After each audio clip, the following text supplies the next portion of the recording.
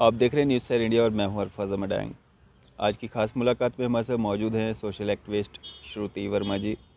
आज बातचीत होगी प्राइवेट स्कूल्स के बारे में और आपके जो एक्सपीरियंस होंगे, माता पिता जो बच्चे जो प्राइवेट स्कूल्स में आपके पढ़ते हैं, आप भी अपने एक्सपीरियंसेस जो हैं वो शेयर कर सकते हैं। चर्चा करेंगे श्रुति वर्मा जी के साथ। मैम, स्वागत है आपका न्यूज़ सर इंडिया में। Thank you sir, thank you so much. और आपके चैनल के द्वारा मैं सबका बहुत बहुत शुक्रिया करूँगी जो आपका चैनल देखते हैं। श्रुति जी, अगर बात करें हम प्राइवेट स्कूल्स की, गवर्नमेंट स्कूल्स भी हालांकि बहुत सारे हैं, कुछ कमियां रहती हैं, इसीलिए माँ बाप सोचते हैं कि हमारे बच्चे प्राइवेट स्कूल्स में जाएंगे, अच्छा पढ़ेंगे लिखेंगे, हमारा नाम रोशन करेंगे। क्या कहना चाहेंगे आप? क्या लगता है आपको प्राइवेट स्कूल्स को लेकर के क्या इमेज जो है जहन में बनती है? देखिए, पहले तो मैं एक बात क्लियर करूँगी कि मैं ये नहीं बोलूँगी, देखिए हर एक की अपनी एक सोच है। जो लोग प्राइवेट स्कूल्स में डालते हैं, मेरे या किसी और के कहने से वो वहाँ से निकाल के शिफ्ट करके वो तो जाएंगे नहीं गवर्नमेंट स्कूल्स में। जहाँ पे भी आपका बच्चा है, सिर्फ आप ये देखिए कि आप बच्चे को एजुकेशन किस तरह की देना चाहते हैं। पहली बात तो ये, जब आप घर से ठीक है, अगर वो लगता है उनको कि नहीं वो इतना पे कर सकते हैं, अफोर्ड कर सकते हैं, तो they can go with private schools, वो जा सकते हैं। और जो अफोर्ड नहीं कर सकता वो गवर्नमेंट स्कूल में रहे, जैसे है, जैसे चलता आ रहा है। तो मुझे लगता है ये सही है अपनी जगह पे, अपनी अपनी जगह पे हर एक इंसान सही चल रहा है। पर अरफाज जी, मैं ये बोलूँगी कि प्राइवेट स्कूल से मुझे लगता है आज के टाइम पे, मैं खुद भी प्राइवेट स्कूल में पढ़ी हूँ, पर मुझे लगता है गवर्नमेंट स्कूल्स बेटर हैं। अगर हम थोड़ा सा उनमें वो फिनिशिंग, वो क्लियरिटी लाएं, तो शायद I think government school is much better than private schools. जी जी। तो प्राइवेट स्कूल्स में जब बच्चे जाते हैं, ट्यूशन फीस, एनुअल फीस, बाकी सारे काफ़ी सारे चार्जेस रहते हैं, क्या वो चीज़ें बच्चों तक पहुंच पाती हैं? देखिए, ये हमने ख्वाहिशें खुद ही बढ़ाई हुई हैं। इंस्टीट्यूशंस के साथ हमने खुद ही ऐसे टाई अप्स किए हुए हैं। बात की मैं एक एग्जांपल आपको दूँगी, उससे आप शायद सारी बात को क्लियर खुद ही इस बात को समझ आएँगे। देखिए, अब यूनिफ़ॉर्म का जैसे मेथड है। यूनिफ़ॉर्म देखिए, यूनिफ़ॉर्म एक प्रोटोकॉल है, एक इम्पॉर्टेंट है एज़ अ डिसिप्लिन। बट अगर हम देखा जाए, ये डिसिप्लिन वहाँ तक होना चाहिए जहाँ तक कोई अफोर्ड कर सकता है। हर साल या हर 2-3 साल के बाद ये टेंडर बनता है, या वो उनको आगे रखते हैं कि इतने पैसे लीजिए हमसे, या प्राइवेट स्कूल्स में स्पेशली ना। गवर्नमेंट स्कूल्स में ऐसा नहीं होता, उनका है वो ब्लू यूनिफॉर्म दे दिया, बस ये दैट्स इट। प्राइवेट स्कूल्स में ये लोगो होना चाहिए, ऐसा होना चाहिए, जीन्स में ये आना चाहिए, फॉर्मल पैंट में, इस तरह का। ये डिसिप्लिन एक हद तक ठीक है, पर उनको पता है कहीं ना कहीं प्राइवेट स्कूल्स में जो बच्चे पढ़ने आ रहे हैं, वो they all are in a very good, I think घर से हैं, तो बहुत अच्छे, उनको लगता है उनको आ जाना चाहिए, हमें पैसे मिल रहे हैं, तो वो इन चीज़ों को तभी बढ़ा रहे हैं। देखिए ना कहीं इंक्रीमेंट तभी वो बढ़ाते हैं कि हाँ जी आप 8400 एनुअल चार्जेस लीजिए, इसका अब ये मतलब देखिए 3100 तो नॉर्मल है आई थिंक फर्स्ट क्लास से, तो 4000 5000 6000 दे कैन पे इजीली। जो पेरेंट्स हैं वो पे कर रहे हैं, बोलते ही नहीं है। मेरे एक बोलने से या कुछ 1-2-4 पेरेंट्स के बोलने से कुछ भी नहीं होता। कभी उन्होंने इस बात की बैठक ही नहीं की, कभी मीटिंग ही इन बातों पे नहीं हुई, क्योंकि बच्चों के आगे क्या असर पड़ेगा वो मुझे नहीं पता। जो हमारे पेरेंट्स हैं ना, पेरेंट्स को ही फ़र्क नहीं पड़ता। पेरेंट्स अंदर बैठ के इस बात की बात करेंगे, पर बाहर चर्चा कभी नहीं करेंगे। अगर बाहर करते तो आज इंस्टीट्यूशंस वालों का इतना मुँह थोड़े ना खुलेगा। बिल्कुल। That's it.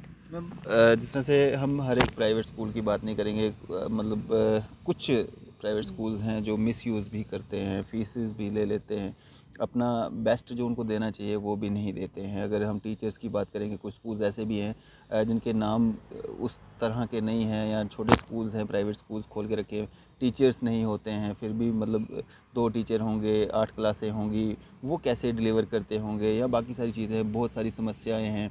फ़ीस, मतलब फ़ीस को लेकर के, मतलब 6-6 महीने तक फ़ीस नहीं लेते हैं, उसके बाद 6 महीने की इकट्ठी फ़ीस जो है वो डिमांड करते हैं। एग्ज़ाम टाइम पे जो है एग्ज़ाम नहीं देने दिया जाता है कि आपकी फ़ीसेस पहले आप जमा कराइए, उसके बाद आपको जो है एग्ज़ाम देने दिया जाएगा। स्कूल का एजेंडा देखिए कुछ और होता है, ठीक है। ऐसे स्कूल्स जो होते हैं ना, उनका एजेंडा यही होता है कि हमें पैसे ऐंठने हैं, ठीक है। वो फिर आगे टीचर्स भी वैसे हायर करते हैं, वो भी फिर वैसा ही प्रेशर डालते हैं, पेरेंट्स पे भी डालते हैं और स्टूडेंट्स पे भी डालते हैं। देखिए, अगर आपको इस चीज़ की पहले ही वाइब्स आ रही हैं, कहीं ना कहीं वाइब्रेशंस हैं कि नहीं ऐसा कर रहे हैं स्कूल वाले, तो मुझे लगता है कि पेरेंट्स क्यों नहीं इस चीज़ के लिए अवेयर होते हैं, क्यों सतर्क नहीं होते। एक साल में आपको पता चल रहा है, आप चेंज करो ना स्कूल बच्चे का, आप निकालो वहाँ से, ऑटोमेटिकली उनका उनका जो इंस्टीट्यूशन है, उनका जो स्कूल है वो ठप हो जाएगा। हम उस चीज़ को खुद ही तो ग्रोथ देते हैं। उसमें मुझे नहीं लगता इंस्टीट्यूशन का कोई कसूर है, हमारा कसूर है। हमारा कसूर ये है, हम उसको बढ़ावा देते हैं, तो फिर बाद में उन्हीं की बातें करते हैं। उसका तो मतलब ही नहीं बनता। आपको किस चीज़ में गलत लग रहा है, उस चीज़ को वहीं पे स्टॉप करो, और वो हम स्टॉप करते नहीं। आप खुद ही देख लीजिए इस चीज़ को। जो पेरेंट्स ये बातें करते हैं, तो वो इस चीज़ में रोक क्यों नहीं लगाते? क्यों दूसरे दिन वो जाते नहीं है प्रिंसिपल से मिलने के लिए? पूछते क्यों नहीं हैं कि ये आप किस चीज़ का पैसे ले रहे हो, किस चीज़ का क्या कर रहे हो, ताकि उनको डर बैठे। उनको पता है हमें डर है ही नहीं। डर इसलिए नहीं है क्योंकि हम जाते ही नहीं हैं, वहाँ तक पहुँचते नहीं हैं। तो और सबसे ज़्यादा हम अगर किसी के साथ अन्याय कर रहे हैं तो अपने बच्चों के साथ कर रहे हैं। आज नहीं इस चीज़ की समझ आएगी सर, इस चीज़ की समझ तब आएगी जब हमारे बच्चों का बिल्कुल टोटली बेड़ा गर्क हो जाएगा, ज़ीरो हो जाएंगे हमारे बच्चे। अभी तो हम उनको सिर्फ A4 साइज़ की बोल रहे हैं कि सर्टिफिकेट लाओ, 10th करो बेटा, 9th करो, 11th करो, 12th करो। आप उसके बाद देखो बच्चे करेंगे क्या? जॉब्स तो गई हाथ से, ठीक है। जो IAS हैं बनेंगे, जिनके कुछ डेडिकेशंस हैं, कुछ करने का टारगेट है, चंद 2 या 3% बच्चे हैं जो पढ़ाई में ध्यान देते हैं। बाकी जो हैं आप देखें, उनकी कोई एक्टिविटी नहीं है, उनको कोई पता नहीं पढ़ना क्या है क्या नहीं है। वो डिप्रेस हैं अपनी लाइफ से, क्योंकि उनकी लाइफ हमने इस तरह के हेल बना दी हुई है। उसको सिर्फ कंपटीशन में रोबोट की तरह बना दिया। फलाना बच्चा इतना ले रहा है, तू भी इतने ले। उसको हमने, बच्चे को पहले समझना आना तो चाहिए। हम पेरेंट्स बच्चे को समझ ही नहीं रहे, हम सिर्फ उसको दौड़ दे रहे हैं, तू भी भाग उसके पीछे, फलाना भाग रहा है तू भी भाग। फॉर एग्जांपल कोई भी XYZ बच्चा आगे 97 ले रहा, तू क्यों नहीं ले रहा?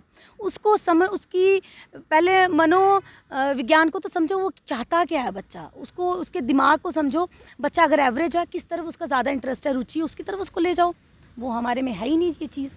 और मुझे लगता है मोटिवेशन की बच्चे को ज़्यादा ज़रूरत है। सबसे ज़्यादा अगर ज़रूरत है पढ़ाई की नहीं है, मोटिवेशन की। बच्चे को मोटिवेशन दो, बच्चे को मोटिवेट करो।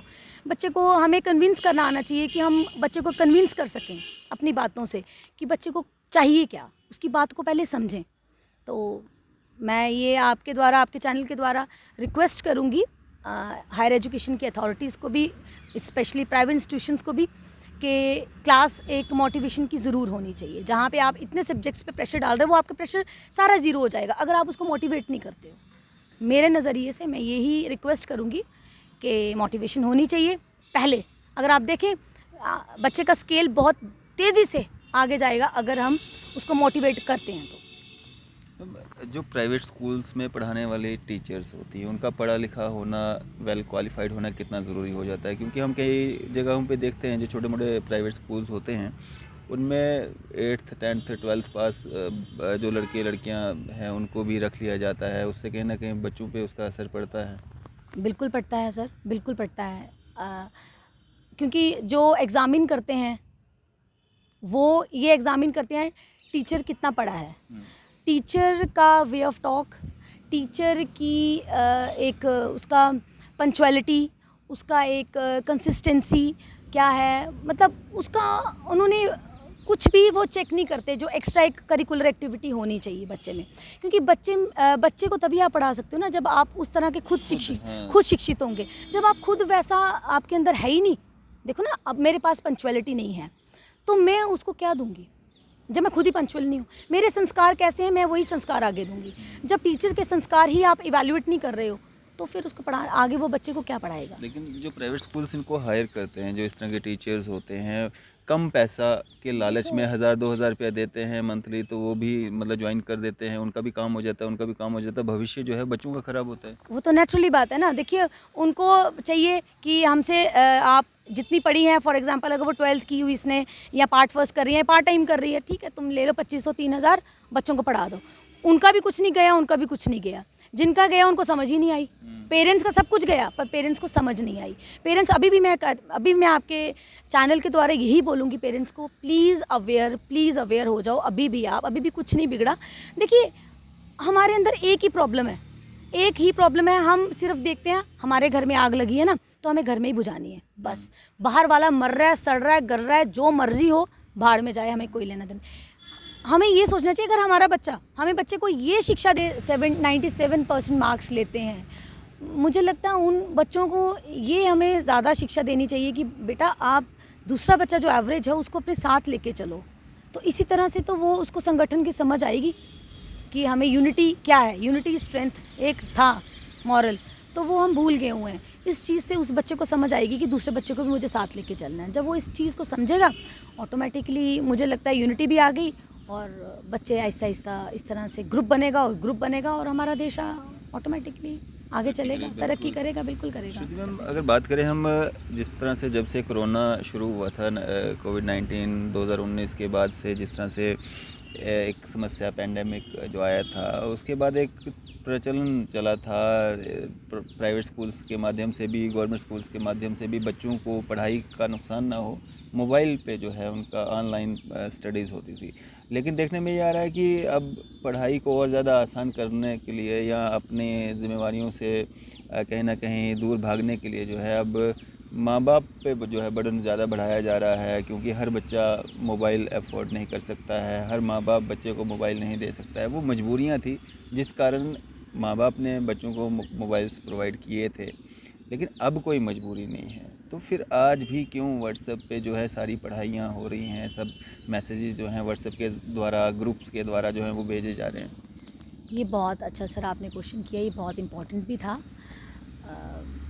देखिए, अगर ऑनलाइन इसी तरह से प्राइवेट स्कूल्स वाले होमवर्क वगैरह, सर्कुलर्स, जो भी सामान ये जो भेजते रहते हैं बच्चों को, आप पढ़ाई जिस दिन एब्सेंट होता है, हाँ बेटा कोई बात नहीं, हम आपको भेज रहे हैं, आप व्हाट्सएप देख लीजिए। देखिए, इसके नेगेटिव और पॉजिटिव जो हैं, एडवांटेज डिसएडवांटेज बहुत हैं। पहले तो टीचर्स को ये समझना चाहिए कि हमने डायरी क्यों लगाई हुई है। डायरी में आप थोड़ा सा पुराने सिस्टम को क्यों वो समझ नहीं रहे कि टीचर्स को, देखिए टीचर भी भूल गए हुए हैं कि हमें बच्चे को पढ़ाना है, बच्चे का भविष्य बनाना है। उनको ये पता है कि हमें बस जैसे भी करके सिलेबस ख़त्म करना है, वो सिलेबस को ख़त्म कर रहे हैं, वो टीचर नहीं बन रहे हैं। उनको पता है अपनी सैलरी हमें आ रही है हर महीने और हमने एक दो जो टास्क हैं वो हमने कंप्लीट करने हैं, बच्चे ने अपना करना है बस। जब ये दोनों चीज़ें हम भूल जाएंगे कि बच्चा क्या चाहता है और टीचर को यही सोचना चाहिए कि मुझे बच्चे को शिक्षित करना है, मुझे बच्चे को एजुकेशन देनी है और बेस्ट वे से देनी है। तो मुझे लगता है उसको नेट की ज़रूरत ही नहीं है बच्चे को आप व्हाट्सएप दो ही नहीं। देखिए, जहाँ तक ज़रूरत है आप बच्चे को पहले वो चीज़ समझाइए तो सही, थ्रू मोटिवेशन, कि आपको बेटा किस लिए चाहिए और क्यों चाहिए। और जब तक बच्चे को अगर आप हैबिचुअल कर दोगे, आदत बना दोगे बच्चे की कि बच्चा फ़ोन पे ही काम करेगा, तो देखिए वो डेफिनेटली कभी भी ग्रोथ नहीं करेगा, क्योंकि इसमें नेगेटिव ज़्यादा बच्चे देखिए व्हाट्सएप का क्या रोल है सोशल मीडिया पे, कुछ भी नहीं बच्चे के लिए। खास करके आप देखें इंस्टाग्राम बच्चे चलाते हैं, कुछ मतलब है, वो वेस्टेज ऑफ टाइम है। बच्चा फेसबुक चला रहा है, वेस्टेज ऑफ टाइम है। बच्चे को यूट्यूब है, उसमें वो अपने चैनल बना रहा है, तो हम खुद उसको वो चीज़ दे रहे हैं आगे कि तुम इसी चीज़ पे आगे आओ। इस चीज़ को ख़त्म करने के लिए टीचर को ये चीज़ समझनी पड़ेगी, अपनी ड्यूटी को समझना पड़ेगा। डेली डायरी में आप नोट बना के दें। डेली आप अपना होमवर्क करेंगे तो बच्चा भी अपना होमवर्क करेगा। आप अपना होमवर्क व्हाट्सएप पे डाल रहे हैं, बच्चा भी आपको व्हाट्सएप पे ही आंसर दे रहा है, तो फिर तो आप मतलब फ़ोन पे ही जुड़े हुए हैं ना, आप स्कूल के साथ तो जुड़े नहीं हैं। तो मुझे लगता है कोरोना भी फिर वही वैसे ही अभी कोरोना चल रहा है, क्योंकि बच्चा सिर्फ स्कूल में जा रहा है, काम वो व्हाट्सएप पे ही कर रहा है। और व्हाट्सएप वो सिर्फ नाम का ले रहा है। माँ बाप कितनी देर बच्चे के पास बैठे रहेंगे, बच्चा वापस दो फ़ोन, वापस दो, बच्चा देगा ही नहीं। एट द एंड बच्चे को पर्सनली फ़ोन अलग से देना पड़ेगा और बच्चे का फ्यूचर हम उसी वक्त जब दे देंगे, बच्चे का एंड। और बच्चे का एंड कौन कर रहा है? मैं माफ़ी चाहूँगी आपके चैनल के द्वारा, सब टीचर्स को मैं टारगेट नहीं करूँगी। कुछ टीचर्स बहुत अच्छे हैं, कुछ इंस्टीट्यूशंस बहुत अच्छे हैं, जिन टीचर्स को प्यार है बच्चों से, उनको पता है कि बच्चा एक कच्चे घड़े की तरह होता है, उसको शेप जैसी हम देंगे वो वैसा ही बोलेगा। अगर हम उसको गलत सिखाएंगे वो गलत बोलेगा, सही सिखाएंगे सही बोलेगा। इसीलिए टीचर्स को अपनी ड्यूटी को समझना चाहिए और बच्चा भी आगे समझेगा। That's it. मैम, अगर बात करें हम, अगर पेरेंट्स को कोई दिक्कत आती है, कोई परेशानी आती है, वो अपने जिस तरह से हर जगह पे आप देखते हैं संगठन होते हैं, एकता होती है, पेरेंट्स की कोई एकता नहीं दिखती है कहीं पे भी। अगर किसी पेरेंट्स को कोई समस्या आती है, वो अपनी समस्या को लेकर कहाँ जाए, कैसे संगठित हो, कैसे वो अपनी समस्या को जो है उजागर करे। कहीं पे कोई दिक्कत है, परेशानी है, कहाँ पे जाके वो कौन सा दरवाज़ा खटखटाए, कैसे संगठित हो सकते हैं पेरेंट्स, क्या एक प्लेटफॉर्म हो सकता है? देखिए, पहले तो संगठन को समझिए कि संगठन होता क्या है। दो इंसानों से संघ बनता है, उससे संगठन बनता है, ठीक है। संगठन के लिए उनको पहले खुद इकट्ठे होना पड़ेगा। जब वो खुद इकट्ठे होंगे, अपने इश्यूज़ को समझेंगे, 2, 3, 4 डे बाय डे ग्रोथ होगी, पेरेंट्स आएंगे, एक जगह पे ग्रुप बनेगा, खुद ही इस चीज़ का खुद ही वो चयन कर लेंगे। उसमें ज़रूरत ही नहीं है उनको कि कौन आएगा कौन पीछे जाएगा, जिसको पेन होगी वो आगे आएगा, ऑटोमेटिकली आएगा, उसमें तो कहने की ज़रूरत ही नहीं है। घर से निकलेंगे ही नहीं तो कैसे पता चलेगा। हम किसी पे थोड़े ना ये अपना बोझ फेंक सकते हैं, भाई तुम जाओ और तुम ही बात करो, ऐसा नहीं होगा। सबको आगे आना पड़ेगा, सब आगे ग्रुप में आएंगे, ऑटोमेटिकली ये चीज़ आगे प्रोसीड हो गई और इसका हल भी निकल ही जाता है। ऐसी बात। क्या एक मैसेज रहेगा आपका आम जनता के लिए?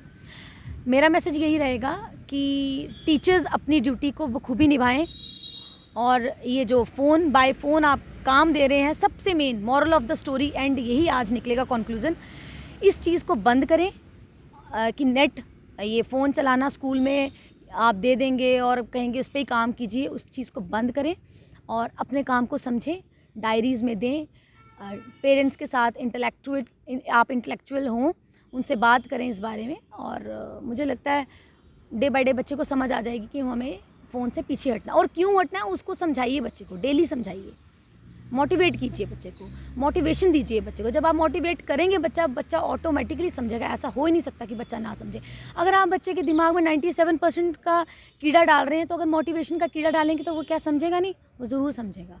पर आप एक कोशिश तो कीजिए, किसी एक को कोशिश करनी पड़ेगी, किसी एक पेरेंट को। Thank you so much. चलें, शुक्रिया हमारे साथ बातचीत करने के लिए। ये थी हमारे साथ सोशल एक्टिविस्ट श्रुति वर्मा जी। इसी तरह की मज़ीद अपडेट्स के लिए आप देखते रहें न्यूज़ 7 इंडिया। मैं अरफाज़ अमडैंग, कैमरामैन शाहनवाज के साथ।